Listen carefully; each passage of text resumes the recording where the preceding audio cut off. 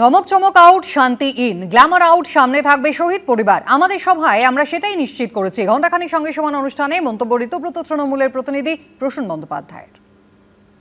আমরা যেটা করছিলাম যে আমরা এনশিওর করছিলাম যে ড্রামা আউট, সাবস্ট্যান্স ইন। আচ্ছা, আমরা এনশিওর করছিলাম যে ধমক চমক আউট, মঞ্চে শান্তি ইন, গ্ল্যামার আউট, শহীদ পরিবাররা যেন সামনে বসেন। অনির্বাণ যেটা বলছে যে জেলায় জেলায় আটকানো হয়েছে, আসতে দেওয়া হয়নি, আপনাদের সেরকম কোনো অভিযোগ আছে? আমাদের পক্ষ থেকে আমাদের অপোজিশন লিডার ঋতব্রত ব্যানার্জি আজকে মঞ্চে দাঁড়িয়ে অন রেকর্ড এই কথাটা বলেছেন, নাম দিয়ে বলেছেন। কারা করলো? বিজেপি করেছে, পরিষ্কার বলা হয়েছে। মুশকিল হচ্ছে যে কোনো আনপ্লেজেন্ট ট্রুথ সামনে আসলেই তাকে দাগিয়ে দেওয়ার একটা মানে ওই রবীন্দ্রনাথের ভাষায় ইতরের কলরব বলা হয়।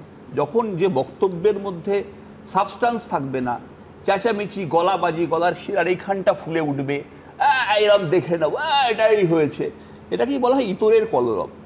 আমরা চেষ্টা করেছি ইতরের কলরব থেকে দূরে থেকে পরিষ্কার পরিচ্ছন্নভাবে মানুষকে সঙ্গে নিয়ে আমরা একটা শহীদ দিবস পালন করেছি। সেই শহীদ দিবসে নাচফাজ গান টান হয়নি, আমরা দুঃখিত। বহু মানুষ জিজ্ঞেস করেছিলেন কালকে আপনার পাগলু ডান্স ফান্স হবে, আমরা বললাম সরি, আমরা অ্যারেঞ্জ করতে পারবো না। বলো টলিউডে কেউ হাত নাড়াবে, বললাম পারবো না। বলে তাহলে যাবো কেন, ওদিকটা দেখি না, যদি আবার হয় এখন দেখতে পারেন ট্রাই করে ওখানে যদি কেউ হাত ফাত নাড়িয়ে একটু ডান্স ফান্স করে। তো আমাদের এগুলোতে কোনো ইন্টারেস্ট ছিল না। আমরা একদম বেসিক্যালি যারা কমিটেড পার্সন, যারা শহীদদের তর্পণ জানাতে এসেছিলেন সেটা নিয়ে করেছি, এবং ইট ওয়াজ এ ক্যাপাসিটি ক্রাউড, সেটা ছবি প্রমাণ করছে।